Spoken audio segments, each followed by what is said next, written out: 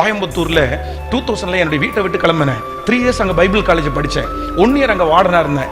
Again ஒரு 6 month சென்னையில் ministry பண்ணேன். அகைன் ஒரு 6 மந்த் நான் திருச்சியில் ஊழியம் பண்ணேன்.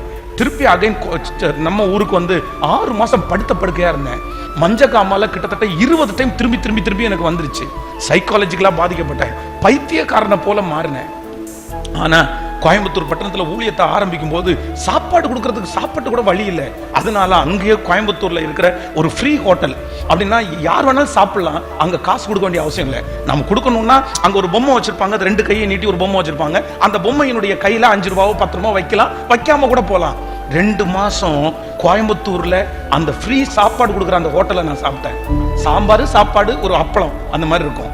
ஆனா என் பிள்ளைகளை என்னைக்கு அந்த ரோட்டு வழி கூட்டு போனாலும் அந்த கடையை திரும்பி பார்க்க சொல்லி, உங்க அப்பா ஒரு நாள் காசு இல்லாம இதே ரோட்ல இப்படி தாண்டா நடந்தாரு, இன்னைக்கு நீ நல்ல வண்டியில போற, நீ நல்ல ஸ்கூல்ல படிக்கிற, இன்னைக்கு நீ நல்ல ட்ரெஸ் போடுற, இன்னைக்கு நீ என்ன சாப்பாடு கேட்டாலும் உங்க மம்மி உனக்கு செஞ்சு கொடுக்குற அளவுக்கு உனக்கு இருந்தாங்க. ஆனா ஒரு நாள் உங்க அப்பா ஒண்ணுமே இல்லை, உங்க அப்பாவுக்கு படிப்பு இல்லை, உங்க அப்பாவுக்கு எந்த பேக்ரவுண்டும் இல்லை. உங்க அப்பாவுடைய அப்பா 2 பிராண்ட் ஷாப்புக்கு ஓனர், அவர் அப்பா குடிகாரர்.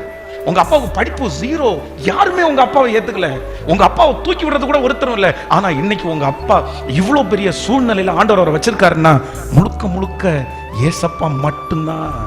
நீ யாரை வேணாலும் விடு, ஆனா யாரை விட்டுறாதேன்னா. இப்ப கேட்கிறேன், உங்க பிள்ளைக்கு சோறு கொடுக்கும் போது சொல்லி கொடுத்துருக்கீங்களா? டெஸ்ட் கொடுக்கும்போது சொல்லி கொடுத்துருக்கீங்களா?